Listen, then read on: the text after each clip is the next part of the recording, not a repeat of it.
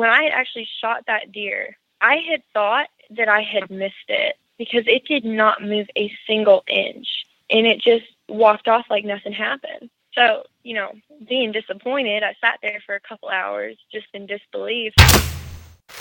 Big Buck Registry's Deer Hunting Podcast, episode number 224. Danielle Halverson, Asking to Hunt, Guiding for Muleys, a Young Hunter's Perspective. Please support our sponsors as they make this show possible. Today's show is sponsored by Black Ash Outdoor Products. Reduce your risk of tree stand suspension trauma with a Tree Stand Wingman, the Tree Stand Emergency Descender System. The Enforcer. Take control of your odor footprint with your personal ozone generator. The Rack Packer. Don't drag your deer out of the woods like a caveman. Never drag a deer again. No need to kill yourself dragging a deer when there's the Rack Packer. Use the promo code BIGBUCK, BIGBUCK, at checkout to earn free shipping at $23 value. Go to therackpacker.com.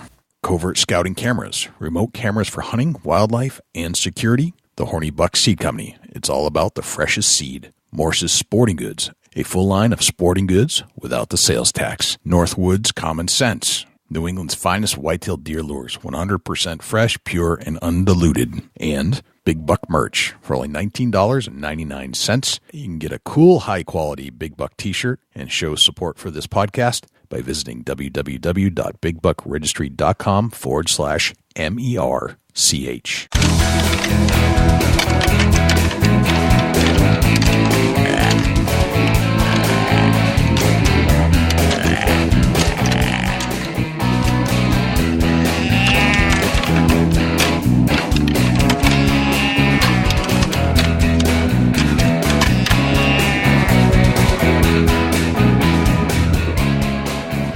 Big Buck Registry is a virtual museum of hunting stories. We preserve a piece of Americana by interviewing and recording hunters about their hunts and experiences from across the country. And who knows, maybe we'll learn a thing or two along the way that'll help us take our hunt to the next level.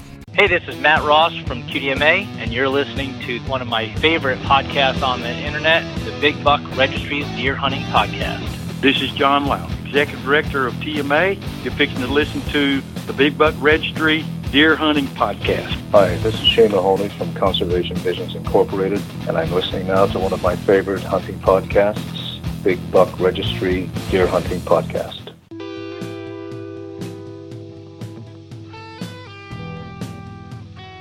Hello, ladies and gentlemen, and fellow predators. My name is Jay. Thank you for tuning in to the Big Buck Registry's Deer Hunting Podcast. For Dusty Phillips and Jim Keller and the entire staff here at the Big Buck Registry, welcome to this week's show. There are a couple things I'd like you to do for us if you could. If you would, please check us out on iTunes, subscribe, and leave us a review. With your help, we're going to try and push this show up the iTunes charts. I know we have a lot of listeners out there, and I need you to take some action. I need you to leave a review and subscribe to the show. If you do subscribe, that'll give you access and notification each and every week that a new show is released. You can also access this show in its entirety on YouTube, Stitcher, TuneIn Radio, iHeartRadio, and Google Play. It's all right there for you to access on demand at your fingertips. Regarding the harness program, we have an ample supply of harnesses to give away from our volunteer donors. If you're in need of a full-body harness, please send an email to j@bigbuckregistry.com. Danielle Halverson is 20 years old.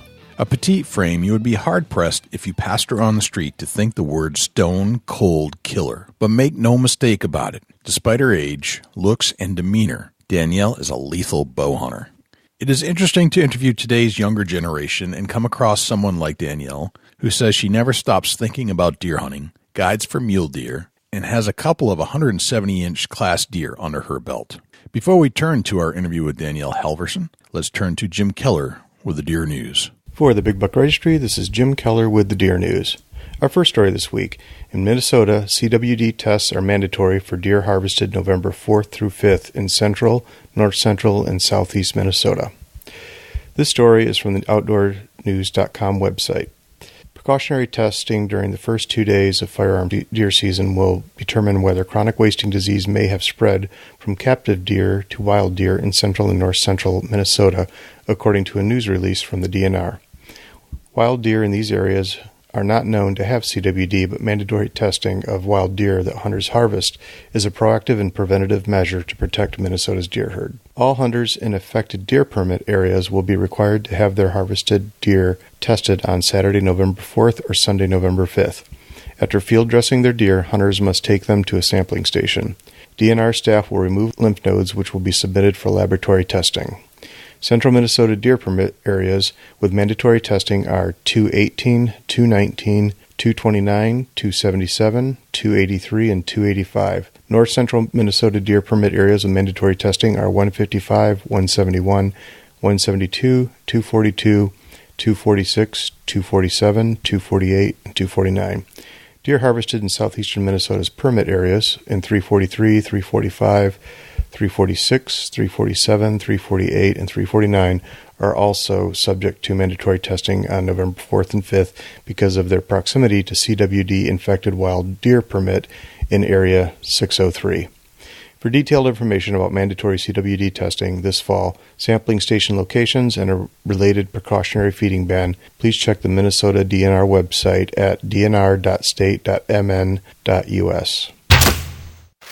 Louisiana dentist shoots potential archery state record non-typical buck. This story is from the Outdoor Hub website. A dentist in Louisiana has a great reason to be smiling this month after he took down a buck that could go down as the biggest non-typical deer taken with a bow the state has ever seen, and the hunting story is as good as gold. As Louisiana Sportsman reports, Dr. Frank Sullivan had more than a couple run-ins with this buck. In fact, he thought it died twice. Sullivan said his first encounter with the buck was during last season, and he and his plumber's son went after it hard, hunting on property very close to each other. He shot him the second day of the season last year, Sullivan said. However, the deer survived the shot, and the 3-year-old buck pushed onward. Another encounter with the buck occurred from inside Sullivan's dentist's office, where he watched the deer through binoculars get hit by a car. Sullivan said he assumed from the impact that the buck was dead, but when an officer went into the ditch in search of the animal, it got up and ran away. Still, Sullivan was worried that the buck wouldn't be able to make it because of its injuries. But then 3 weeks later, the deer, which by now should be called the ghost buck or something, showed itself again, this time right behind Sullivan's office. Sullivan, who is an avid deer hunter, keeps regular tabs on the deer living behind his dental practice, so he started paying extra close attention to this one particular buck. Finally, during an evening hunt that was full of ups and downs, Dr. Frank Sullivan got the job done and put a 25-yard shot on this brute of an 18-point that gross scores between 220 and 230 inches. The rack now has 60 days to go through a drying process before it can be officially scored, although folks who have already laid eyes on this thing have said they have total confidence it will land in the Pope and Young record books as the new archery state record. 3 arrested after high-speed chase and deer poaching incident. This story is from the NECN News website and was reported by Caitlin McKinley Becker. 3 people have been arrested after a nighttime deer poaching incident and subsequent high-speed chase in Danville, Vermont on Saturday, October 21st.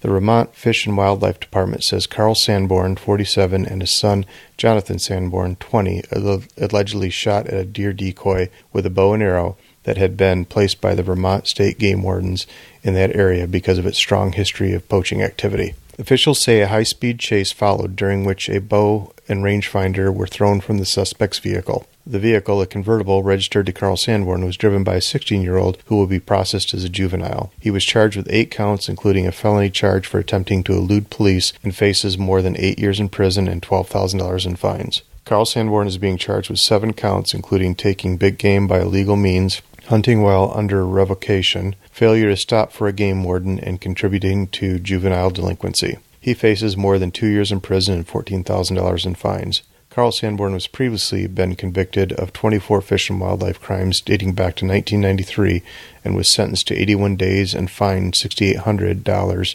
because of those convictions. Jonathan Sanborn was charged with 6 counts and faces more than 2 years in prison and $8,000 in fines. The 13-year-old, who was a passenger in the vehicle, is not being charged. The car, bow, rangefinder, and light were all seized and can be forfeited to the state upon conviction. Carl and Jonathan Sanborn and the 16-year-old juvenile, who is not being identified, stand to lose their hunting, fishing, and trapping privileges for 3 years. The Vermont Fish and Wildlife Department asks anyone with information about poaching activity to call their local warden through the nearest state police dispatch or to leave an anonymous tip to Operation Game Thief at 1-800-75-ALERT or 1-800-752-5378. That concludes this week's edition of the Big Buck Registry Deer News. For links to the stories featured this week, please check our show notes at www.bigbuckregistry.com. If you have any ideas for future topics or have questions about any of these topics, please email me at jim@bigbuckregistry.com. For the Big Buck Registry, this is Jim Keller with the Deer News. Thanks to Jim Keller for the Deer News. Without further ado, here is Danielle Halverson. Danielle Halverson, welcome to the Big Buck Registry's Deer Hunting Podcast. How are you? Good. How are you today? I'm doing well. Where are you at, Danielle? I am at home in southwest Wisconsin. Southwest Wisconsin. Now, Wisconsin, as we all know on the Big Buck Registry, is a big deer hunting state and home to several of the largest bucks on record. How does that play into your life? Yes, sir. I have spent, ever since I was a kid, I have been hunting up here, always managing my properties I have, getting the best population I possibly can to grow the biggest deer possible. And, I mean, living in one of the Midwest states with some of the biggest whitetail we have, it's just unbelievable hunting, and it's a lot of opportunity to be able to harvest and hunt a mature deer. Gotcha. Now, I like how you called me sir. I think that's cool, but I guess we should establish, maybe that's just the way you brought up, but how old are you? I'm 20. You're 20. Okay, so I guess being a 46-year-old guy, that kind of makes me earn the sir word. I get that a lot. It's all good. No, it's good. It's play. It's the manners, which sometimes we don't see anymore. So I appreciate it. Just to learn them. Right. No, that's great. I'm glad to see that you're a polite individual. That's always important. So you're 20 years old. What was life like as a kid? As a kid, I grew up hunting and fishing alongside my dad. I honestly don't have much memory of doing anything else other than going to school. It was always go to school, come home, go hunt, get up, go to school, come home, and go hunt. Really? Interesting. So hunting was like the after-school activity. It was. It was like a reward. Fascinating. After school and on with it. Tell me about your dad. My dad is 47, and he grew up in the town I live in now. And he didn't have much as a kid, so he was always outside doing outdoor activities. And then when I came along, he kind of just passed that on to me. And he started doing taxidermy a couple of years ago, which is a huge benefit to me because, you know, I get my mounts at a good discount. And he's always been involved. Right. What did your dad teach you as a hunter, as a person? My dad has taught me what I would consider probably the ground basics of hunting. He was there hunting alongside me until I was about 13, and then I started to kind of go off on my own. You know, we'd hunt separate, get back together. He taught me how to be independent, how to know my deer, how to know, well, basically any animal I've been hunting, how to call, how to do everything. And he established the ground basics for me, and then I went out on my own and just built from that and started to learn my personal deer on my property, where they're going to be, what time they're going to be there, and just all their patterns. Okay. We need to dig into that a little bit more in a sec here, because I want to understand how much you were able to learn and how much you put in your hunting based off of what your dad taught you about deer hunting. Okay. And it sounds like, I mean, we learn things on our own as we hunt, right? That's part of hunting is learning. Mm-hmm. So I'm interested to hear how you put that in your memory bank as to what to do next, like what keys off it. We'll get into that in depth in a second. So your dad sounds like he was your inspiration or mentor as you were growing up. Most definitely. Okay. What are you doing now as far as employment? I can see that you're representing some different companies. It looks like you're involved with HOTLINE marketing. How has that come into your life? Yes, I started working alongside Scent Crusher as a pro staff position, and with that, it kind of rolled over to me being able to have this job with HOTLINE marketing, which has opened a lot of doors of opportunity. We market companies that are mostly in the outdoor industry: Taxiderm, Scent Crusher, Wind Pro, things like that. So it's given me a lot of opportunity to meet a lot of different people and be able to learn a lot of different things. Always talking about hunting all day long, you learn a lot more than you would just talking to your average people. Right. Do you find hunting as an entity an interesting subject? I do. It's all I want to talk about all day long. Really? Interesting. What intrigues you about it? It's just I would say it has to be the fact that you're out there putting in the work to see the end result. It's not about, sometimes it's about teamwork, but mostly it's just about you as an individual being able to successfully do a job and get that done. And I think that's what I take the most pride in. Right. Do you find that it comes naturally these days? I never feel like hunting it never ends. Like there's always more to it. There's never an end point, but the journey is so fulfilling as you go. The frustrations are as fulfilling as the successes for some reason. I never understood that, but it's just part of the game. Right. I feel like, just being out in nature and learning so many different things, it's peaceful. You get to be out there and do what you love. And once you successfully complete one hunt, it's on to the next, and you get to go on and continue to expand your skills and your knowledge on different deer, different animals. It's just everything all together. I just can't get enough of it. Right. What does it mean to you, like philosophically? So to me, hunting is all about, in my beliefs, I believe that it is something that's out there for us individuals who like to thrive, to support our families, to fill our freezers, to be able to put in the time to have the ultimate end result in which we want, our ultimate trophy. And any animal can be a trophy. It doesn't matter if it's a doe or a buck or anything, as long as it means something to you. And I believe that it's something that everyone should take the opportunity to learn about and not just judge it based on their personal beliefs and opinions. They should be more open to viewing it as a whole and what we actually do for conservation and how much money and time we spend to put in just to have a successful hunt. It's not just all about shooting a 200-inch whitetail or shooting multiple deer a year. It's about how much you contribute to controlling the populations and how much you contribute to conservation as a whole. It's not just about, ultimately ending a life. Right. I agree with you. I think it's a conservation effort, and to each his own. I think everybody has a different viewpoint on what hunting should be and is to them. But I think you hit on some very, very good topics there. Very, very important points. Do you recollect your first hunting experience? I do. My first hunt I ever went on, I was 2.5 years old, I believe. It was 2.5. And it was when I was just getting old enough that my mom would let my dad take me out on my own, and he would carry me in his backpack when we went on our coon hunting adventures. And so that was a coon hunting adventure was your first recollection? Yep. All right, that's very cool. I can't say everybody has that first moment. As it's usually squirrels. This was coon hunting, so that's interesting. No coon hunting. Love it. When you think about you're at the beginning of your young adulthood, right? Yes, sir. What are your goals as far in life and in the hunting aspects? Personally and maybe even professionally, maybe you're pursuing a professional career in the hunting world. Right. My goals right now as far as the hunting or outdoor community are, I'm really content where I am right now, working my way up the ladder slowly.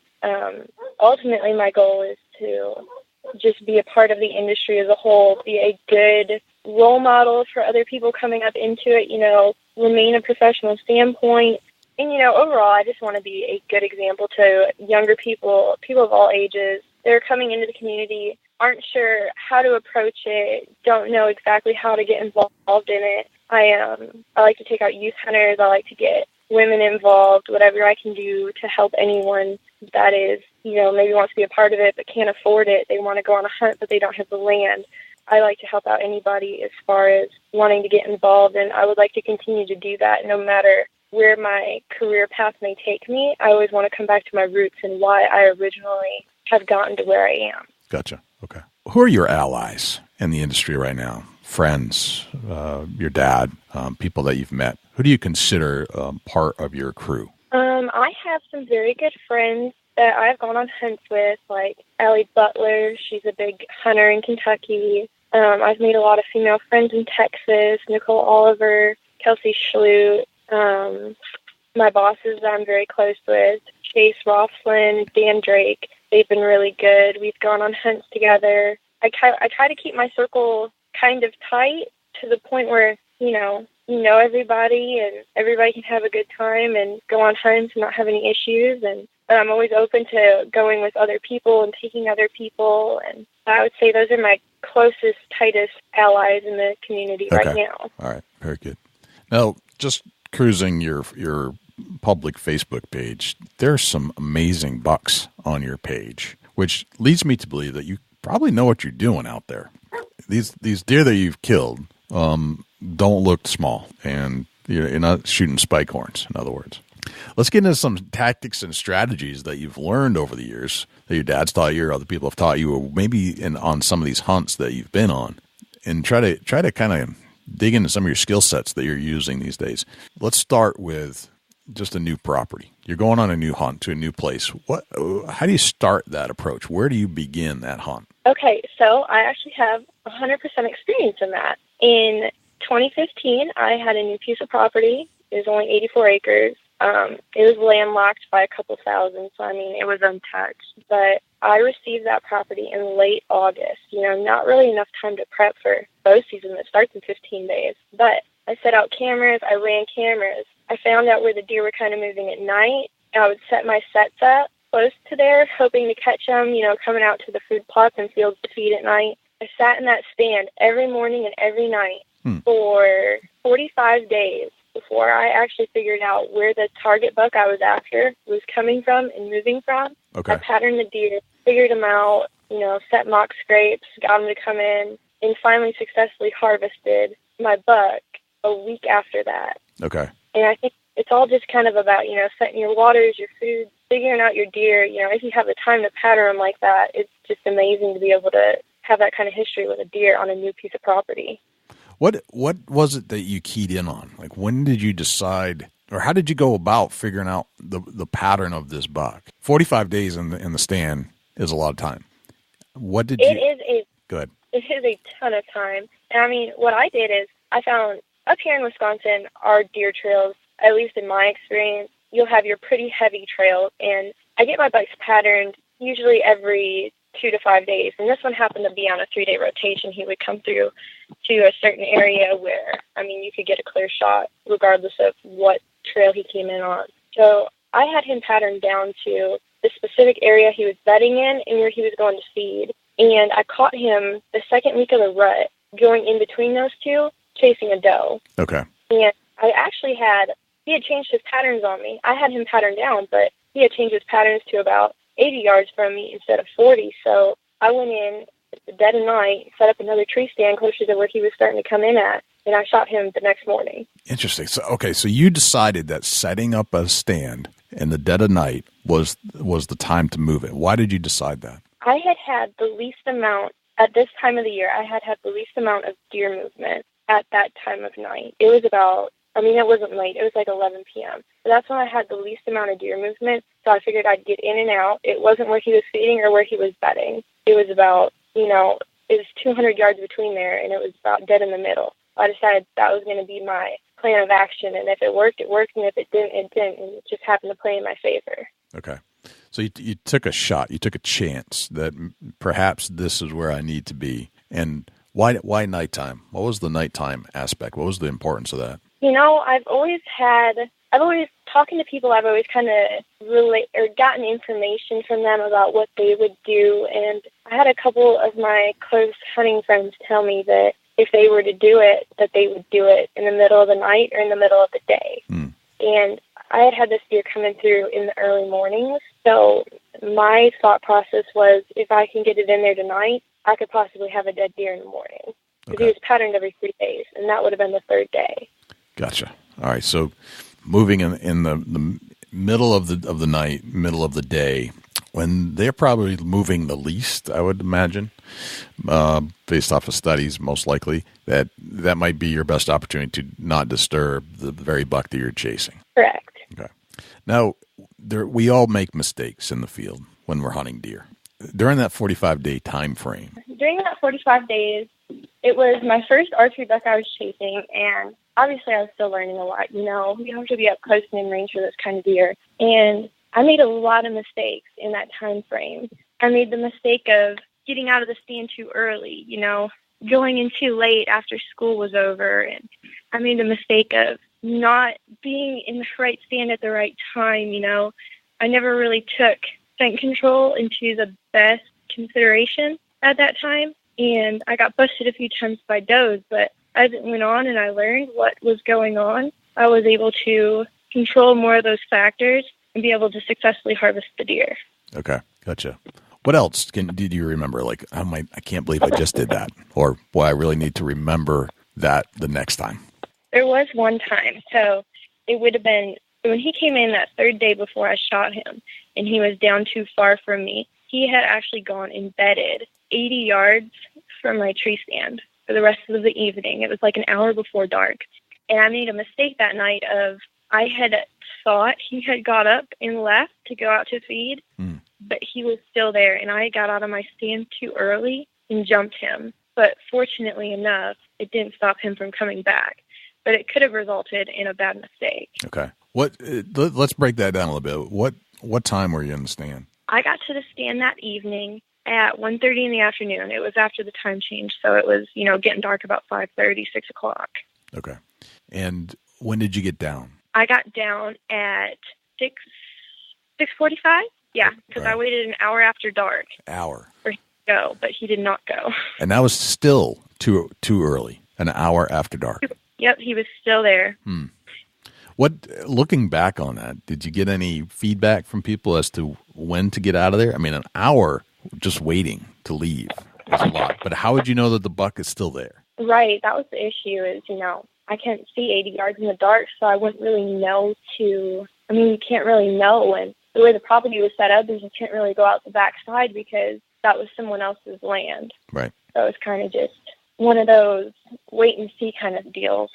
It is a dilemma. Like, how long is too long? How little is too little? How long do you stand in that stand? Do you wait all night? I mean, there's just no way to tell. Right. It's just one of those trial and error kind of deals. Right. Gotcha. What other tips and tactics do you use when you go out there? Or what other tools of the hunting trades do you use when you go out there? My biggest things I do to prepare for season, to continue to prep during season, is I always make sure all my scrapes are freshly scented. I always make sure I'm running cameras to figure out where the deer are coming from. When I target a specific deer, I set more cameras around the trails to figure out what area he's coming from, what time of day he's coming in, how his patterns are going to change. Scent control, I'm huge on scent control. I never used to be until I realized what an effort it really does put into allowing you to have a more successful hunt.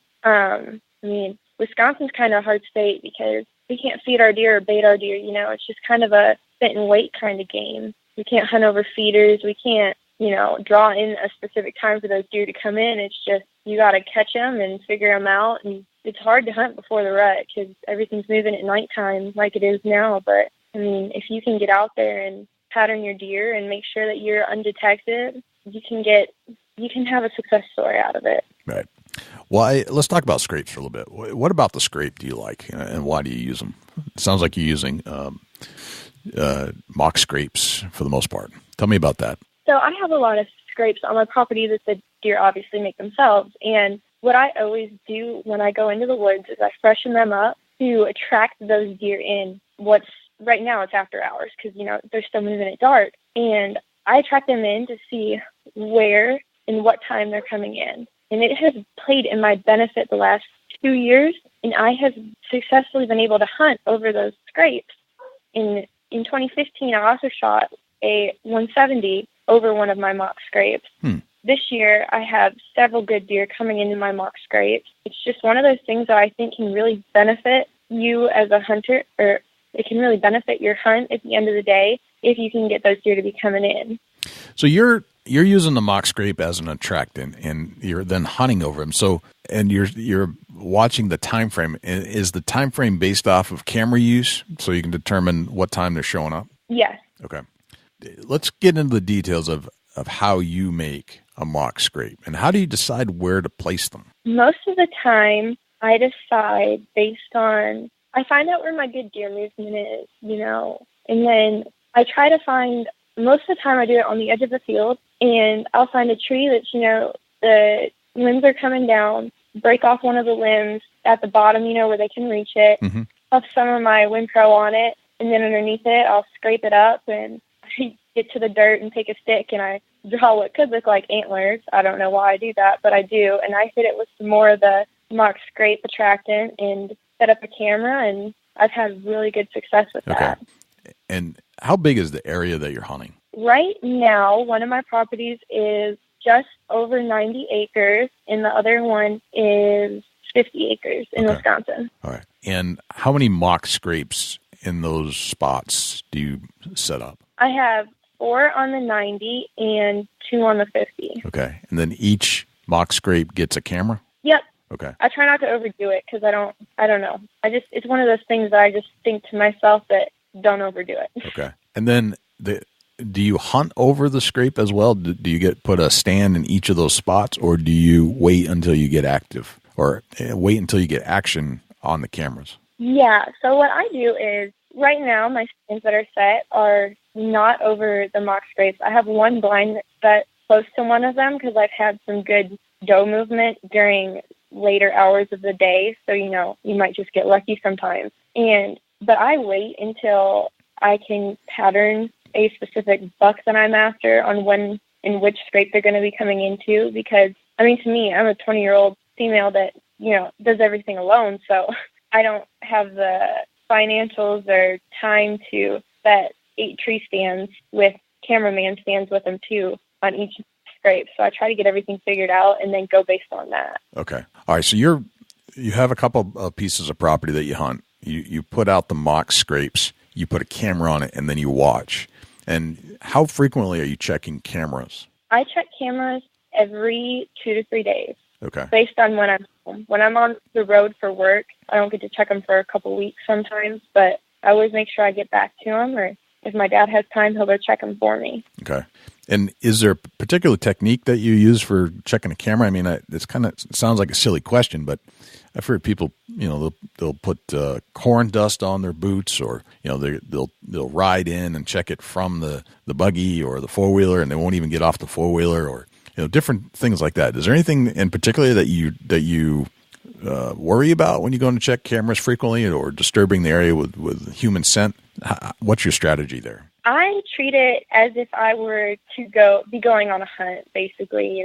Most of my spots where my cameras are, you can't access by a 4-wheeler or any, you have to go by foot. So I treat it as if I were about to go hunting. So I throw all my clothes that I'm going to take, use ozone to kill the bacteria and viruses that cause the odors, leave that in the bed of my truck, go out to the field, get dressed, spray my boots down with my scent killer, and then I go in to check the cameras. And some of my cameras I can actually check when I'm on my way to the tree stand. So I'll just grab the SD cards out, swap them with a new one, and I got a little card reader that goes in my phone, and I can sit there and check them while I'm in the stand. Okay. All right. And so you're swapping cards as you go, and then you're looking at the cards once you get to the stand. Okay.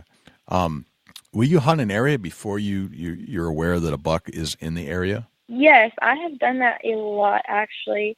Growing up, I didn't always have the money to buy 20 trail cameras, so I would just kind of wing it and figure things out. But thankfully now I'm able to track my deer and everything. But my one property that I just got, the 50 acres, I got it about 2 weeks ago. I've never hunted it, just got cameras set up this week when I got home. And I sat in a tree stand in it on Monday that I put up, and I seen good doe movement, which during the rut is going to play to my benefit. Mm-hmm. Right. Let's talk about getting property to hunt. Sounds like you have 2 properties. You just got a property a couple weeks ago. What's the process for you? For me, it's very hard up here because everybody's a deer hunter. So my way I go about it is I find people who don't really have the kids or the time or anything like that to hunt. And I get to know them, get to know their property, and I flat out just ask them, if I can hunt it I only bow hunt. I don't rifle hunt anymore. So that plays to my benefit too. And this is going to sound kind of terrible, but I think it plays to my benefit that I'm just a young girl too, because a lot of people don't think I'm capable of shooting one of their bigger bucks on their property. So they're like, yeah, you can go hunt. And then I do. Right. And then little do they know you're a stone cold killer. Correct. That's excellent.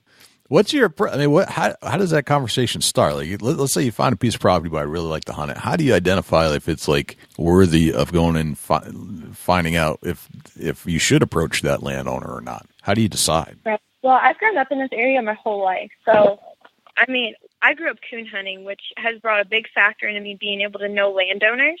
So I've kind of established those relationships since I was a kid with a lot of people. So basically, like, when I need a place to hunt, I've had the experience, you know, we can shine in Wisconsin at night. So, I mean, I do a lot of shining just for fun, you know, ain't got much else to do. You go shine for deer, look for deer. So I've established, like, some of the better properties and what's on them. And then I take that and I use Onyx maps. Mm-hmm. I go on there, find out who the landowner is. Sometimes I already know them. And I'll call them, strike up a conversation, you know, get to know them a little bit, let them get to know me. And then I'll just jump right into it and ask him, you know, hey, I'm looking for a property to bow hunt. I was wondering if you had any bow hunters or if you were interested in leasing your property. And 95% of the time they tell me, yeah, it's fine. Like, we don't even want any money. You can just go ahead. Just let us know when you're there and make sure, you know, you're being safe, wearing a harness, and send us pictures. Okay. So these people are people you kind of know a little bit just from growing up in the area. So you've got some familiarity with some of the families around. And right. The shining, you actually, does that play in a lot into whether or not you choose to pursue that landowner? It has, because so in Wisconsin, we can legally shine deer at night during certain hours and certain times of the year. Mm-hmm. So, you know, you can drive around and start to get a feel of, you know, where the deer are, the fields that they're in, who owns the land, and then it just kind of plays on top of it. Okay. All right. And then looking up a phone number, just do you Google it, look in the phone book? How do you decide how to contact them? Most of the time, you know, usually, honestly, my dad has their contact information. Okay. But the times that he doesn't, I've just gone to the landowners. You know, most of them are farmers, so I'll just go over to the farm and talk to them if I don't have any contact information for them. But most of the time, my dad or someone he knows has their number to contact. Gotcha. All right. So you get their number somehow, or you actually, it sounds like you're knocking on doors on occasion. Correct. Okay. That's a good system. And they don't, you feel like the bow hunting part of it lets their guard down quite a bit. So they're not as apprehensive about letting a hunter on, say, for using a gun. Right, because I feel like there are a lot of people around here like that, because we kind of have an issue with rifle hunters killing immature deer, mm-hmm. and a lot of them. So when they see as a landowner that you're a dedicated bow hunter that's going to take the time and effort to harvest a mature whitetail, they're a lot more lenient on allowing you to hunt their piece of property. Okay. Now, you said that the landowner has requested that you notify them when you're there. How do you go about that? Do you just get a phone number and you text them, or how do you notify them that you're going there that day? Yeah, all I do is I text them and tell them what stand location I'm going to be in, because they just like to know. Some of the landowners bow hunt themselves, so they just want to make sure, you know, we're not disturbing each other. If something were to happen, my properties don't have any phone reception. So, you know, they're kind of just like another safety aspect. If something were to happen, they just want to make sure everything's okay. Okay, gotcha. So it's a safety concern, and sometimes they bow hunt themselves, so you just want to overlap your hunting areas that day. Right. Okay. Very interesting. Yeah. Have you ever had anybody say no? I have. Okay. And, I mean, to me, if you don't ask, you'll never know. Mm-hmm. If it's a no, you just move on to the next. If it's a yes, you have a solid piece of property. Okay. How often do you find yourself asking during a year? Typically, I have to find new property every year. Okay. Around here, a lot of our chunks of property get bought and sold. I've had people find out where I was hunting and shooting some of my bigger deer and actually come and offer more money to hunt there. Mm-hmm.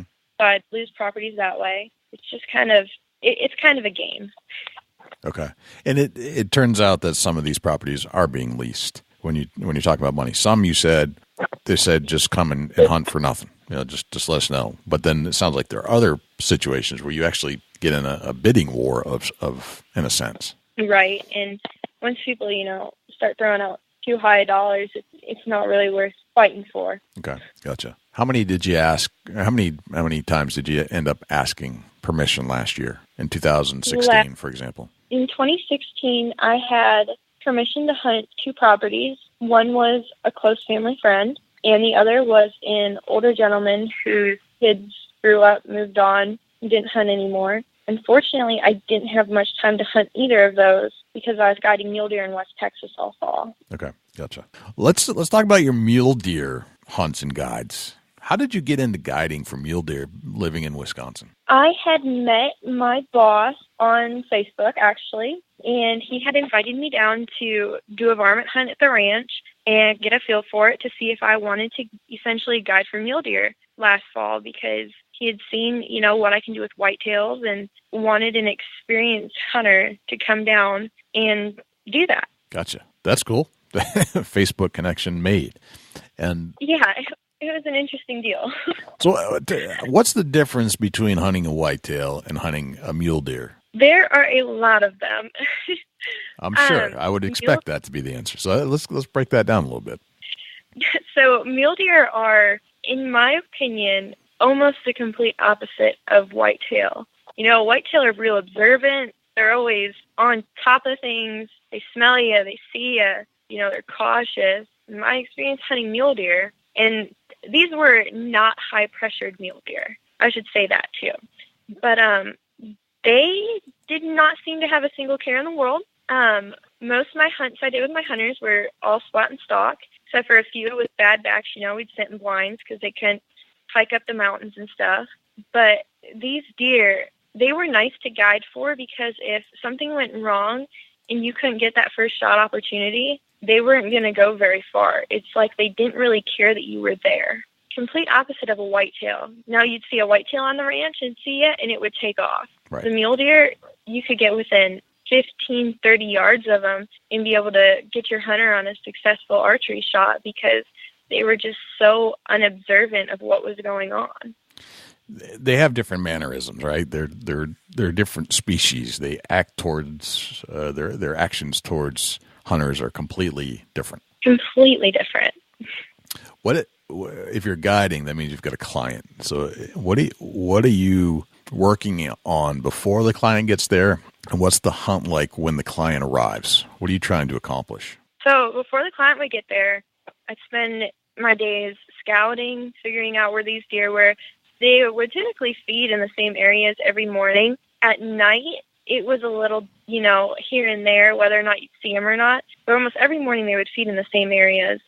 So I would be out there scouting, finding out where these deer were, and just anticipating for that hunter to get there. Because that deer, you can see it broad as daylight, but your hunter's still 2 days out, so it sucks. And then when they get there, I make sure they get all settled in, everything's going good for them, they get ready for the hunt, and it usually starts with an afternoon hunt. So with the spot and stalk hunters, I would give them basically kind of a tour of the ranch their first night, show them everything. We were hunting on 140,000 acres, so we had a lot of land to cover. That's a lot. And how I would go about that? Go ahead. Yeah, it's a lot of land. That's a lot more than your 90 acres in Wisconsin. Yes, very much more.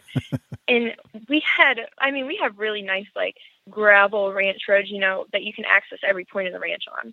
So that first night spent with the hunters was to kind of give them a little tour of the ranch. They'd bring their bow or their rifle during late season. And how I would go about that first night is I would tell them, kind of the rundown of how things are going to work, get to know the hunter a little better, make sure they're comfortable. And a couple of them, we did end up being able to spot and stalk a deer that first night. Now, driving around, we get the feel for everything. If there was a good trophy mule deer, we would spot off in the distance. We would go after it and try to successfully harvest it. But like I said, they mostly fed in the morning. So to go and try to spot and stalk a deer that you're not going to see in that area that you've seen in the morning, it's just kind of not a waste of your time, but it's just not really worth it. And it's kind of it's discouraging to your hunter, I found, when they don't see, a good deer that first night, they kind of get discouraged. So I like to give them a tour, let them see some good deer, go after it if we can, and on to the next morning. Okay. The spot and stock, how does that work? Tell me let's break that down a little bit further, get into some of the details. How do you start a spot and stock, and what's the approach like? So to start the spot and stock, we access most of the ranch by pickups. So we'll be off in the distance. We had a high rack on the truck. It's basically just a rack that goes in the bed of the truck. People hunt varmints off them a lot. And when daylight would come up, we would be up there just glazing, looking for these deer, where they were going to come out at. And when we seen them and found out they were feeding in their area, we'd hop off. They couldn't see the vehicle from where we were. We'd pick our directional path of which way we were going to go based on the sun glare, the wind, what the terrain was like, and get up and close into them. And then we had a lot of short, cedar bushes, so you could hide behind those. But when you're ultimately coming to your shot, you have to step out around those. So a lot of it had to play in with that. In early archery season in West Texas, those bucks are still in their bachelor groups. You have to make sure you have eyes on all 3 to 5 of those deer and make sure that not a single one of them busts you. It's quite the process, but it's got a very rewarding outcome. Okay. So are you with the client the whole time, step by step, telling them what to do, what not to do? Every minute of it, from sun up to sundown. Okay. That's a long day. Very long day. Yep. How often do you do that? Last fall, I was down there from September until December. This fall, they are doing a management program on the ranch, so there are no trophy hunts. So I get to bow hunt this fall, which is awesome. And then next fall, it'll be back to September through December. Okay. So and this brings up an interesting question. You get the bow hunt on the ranch for mule deer, I would assume, maybe even whitetails. I don't know. How are you going to approach the archery hunt in Texas when you're doing a lot of these spot and stocks, which I assume are mostly with rifles? Well, unfortunately, I don't actually get to hunt on the ranch because every deer has a price tag. But 60% of my hunters are bow hunters. Okay. Another 40 are rifle hunters. Okay, so you're doing spot and stock with bow hunters too? Yes. Wow. Okay, interesting. So what is your hunt going to be? If you can't hunt the ranch, where do you plan to hunt? So when I was down there from September to December, I had a 2-week period where mule deer season was closed and it was too hot to guide whitetails. So I actually got to come home and bow hunt for 2 weeks, which happened to be Halloween into the second week in November, which was prime time. Unfortunately, didn't have any success, but that's just kind of like what I get out of it. Okay, so you're given some time to hunt on occasion. Now you just said something interesting right there. It's too hot to hunt whitetails. What does that mean? Well, in West Texas, those 2 weeks, it was about 110 degrees during the day and about 80 degrees at night. Okay. So our deer movement was only coming in at, the middle of the night to get water. So my boss would tell the hunters that were booked that week, this is what the weather's like. It's not going to be the best hunting. We can reschedule it when it's going to cool down in a couple weeks. That's kind of how that all went down, and we were able to have a couple weeks off. Okay. Well, it's interesting you say that because, as hunters across the country, when the warm weather is there, abnormal hot weather, especially in the fall, you notice a lack of deer movement, and it causes a lack of hunters to hunt and a lack of deer to move. That's just kind of the assumption. But it's interesting that even in Texas, where it's hot all the time, that there's a temperature where even the guides say we're not hunting whitetail today. That's interesting. Yeah, it just gets to be too miserable for the hunter, for the deer aren't moving. It's just kind of discouraging, and it really puts down your success rate, and that's not what you want as an outfitter. You want to be able to give somebody the best experience they can. Right, and that's notable. Very good. Danielle, we talked earlier about coming up with your most memorable deer hunt, and from your Facebook page, you've got a few of them by the looks of it. I was wondering where we're going to go as we journey on this deer hunt with you. My most memorable deer hunt is actually not the smallest buck I've ever shot, obviously, but it's my 155-inch whitetail. Mm-hmm.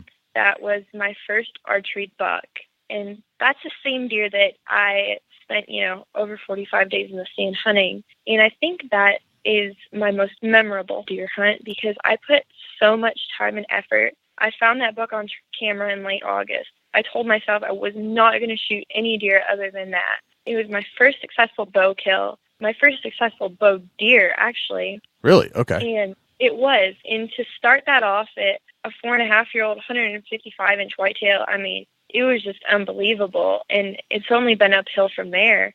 I had moved my stand down, like I told you earlier, and my dad was actually in my old stand, which would have been 40 yards up the hill. So he was there with me, and when I had actually shot that deer, I had thought that I had missed it because it did not move a single inch, and it just walked off like nothing happened. So, being disappointed, I sat there for a couple hours just in disbelief until I got down from the stand, and there was blood everywhere. So I was a little unsure about it because, it didn't move at all, and I let it sit overnight. Or not overnight, I let it sit through the afternoon, and we went out that night to, go track it. And about 350 yards from where I shot it, I walked up to what was my biggest buck at the time. And it was definitely my most memorable hunt because that's what I worked so hard for. And I mean, I've shot bigger deer. I shot a 170 a couple weeks later, but it wasn't a deer that I had so much connection and history with. So it means a lot to me, but not as much as, shooting a deer that I specifically hunted for months. Right. Gotcha. Fascinating deer story. It's that they stand still yet, and you think you didn't hit them, but come to find out you did. It is funny how they do that sometimes. I've had deer do that too. Really, they didn't move. It was a clear pass through, and then they decided to run.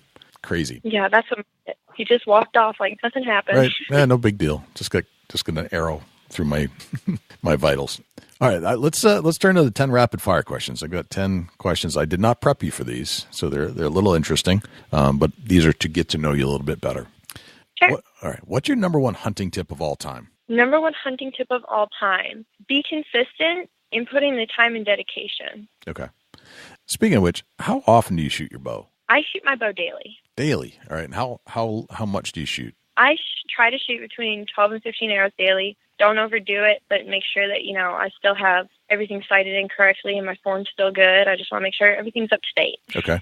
And when you shoot the 12, do you shoot all 12 at one time, or do you shoot 6 at a time, 1 at a time? How do you go about, what's your approach? And I shoot them in intervals of 3. Intervals of 3. All right. And at what distances do you usually shoot? I do 20, 30, 40. 20, 30, 40, and back to 20. And back to 20. Excellent. I'm always curious about people's archery routines. And then, it clearly is working for you. So just wanted to figure that out. All right.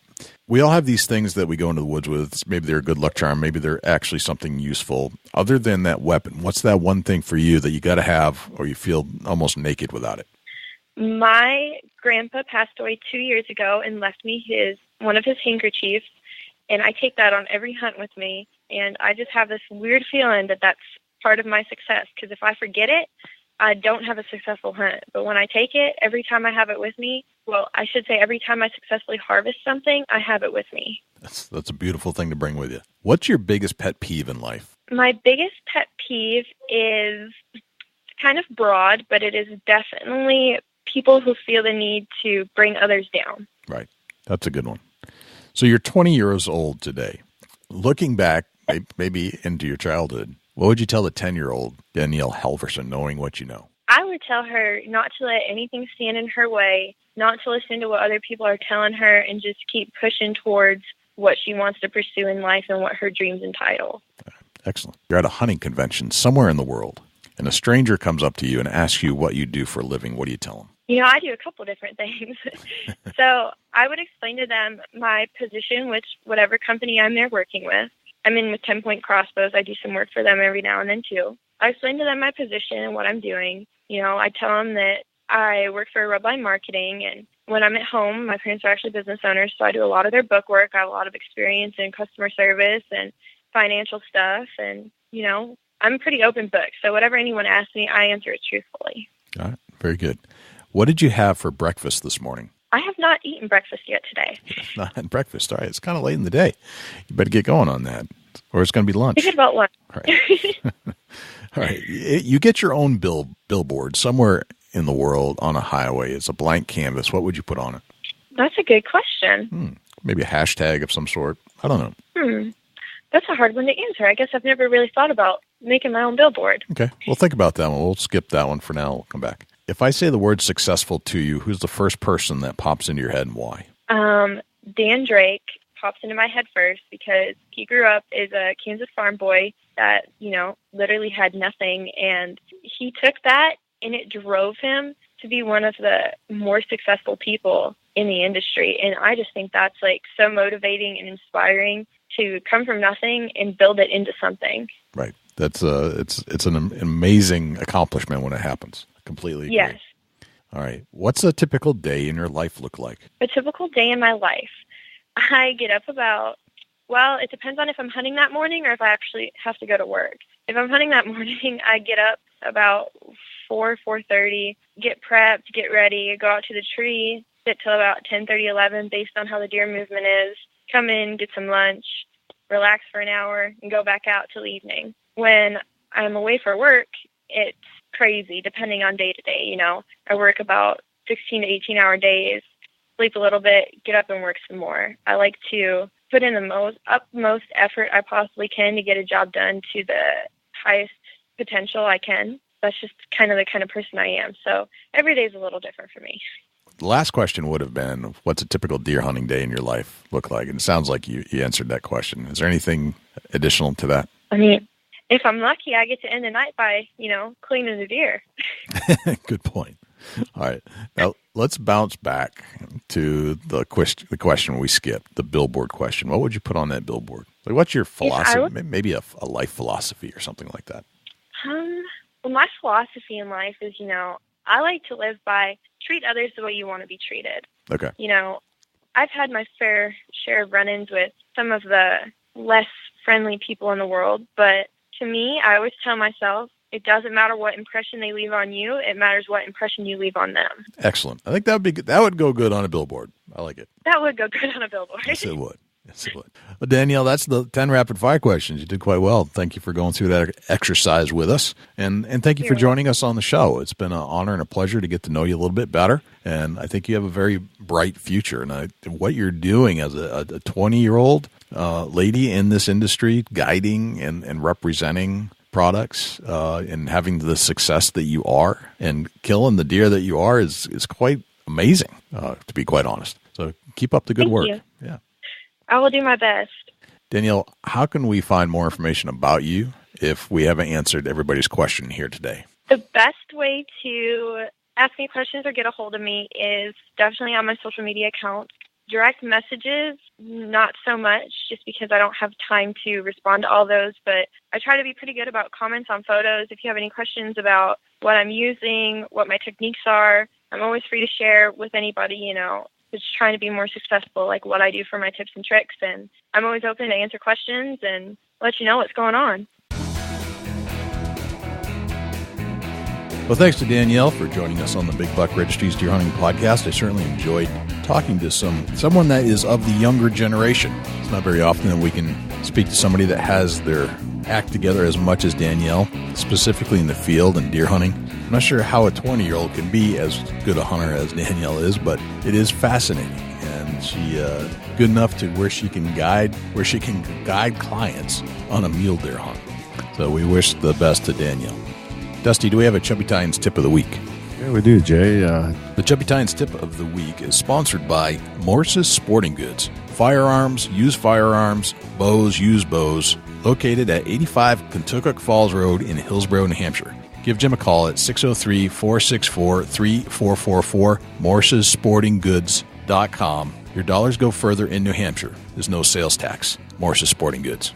Going, thinking about hunting season coming up, and a lot of guys park where they can see their truck from their tree stand, and if you're doing that, you know that your deer can see your truck from your tree stand also, whether out in the woods or in the field. You might want to reconsider that, because the deer pick up on when your vehicle is parked in that particular area. And what's that mean when you park there? That means you're in your tree stand. And I don't know how smart the deer are, but just past experiences on my end, if they can see your truck, they're not going to come by your tree stand. That's true. Although sometimes when I'm out on one side of the property, all the deer standing next to my truck. Yeah, that could happen also. But most of the time, Jay. I know. Most of the time, if you should at least... If you notify them you're there, they're going to bypass where you're going to. Yeah. I mean, deer are smart. They'll pick up on your patterns, and if you go with your truck and park in that same spot every time, guess what? They're going to figure out that you're coming in shortly after that truck pulls up. That's right.